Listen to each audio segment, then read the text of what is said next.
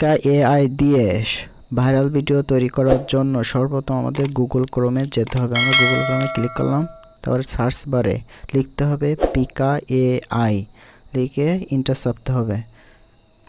তারপরে আমরা যে ওয়েবসাইট আসবে ওতে ক্লিক করব, ক্লিক করে একটু অপেক্ষা করব। তারপরে এরকম পেজ আসবে, ট্রাই নাও, তারপর সাইন আপ। আমরা ট্রাই নাওতে ক্লিক করব। তারপরে পরবর্তী পেজ আসবে জিমেইল, ডিসকর্ড। আমরা জিমেইল দিয়ে সাইন আপ করব। তারপরে পিকা এআইয়ের ওয়েবসাইটের মূল পেজ এরকম বিভিন্ন ইফেক্ট পাওয়া যাবে।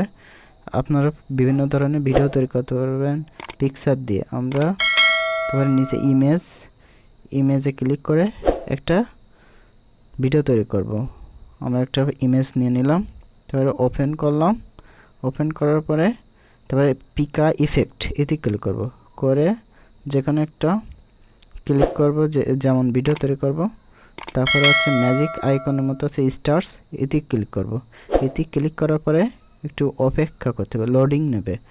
লোডিং 5 মিনিট অথবা 10 মিনিট সময় নিতে পারে।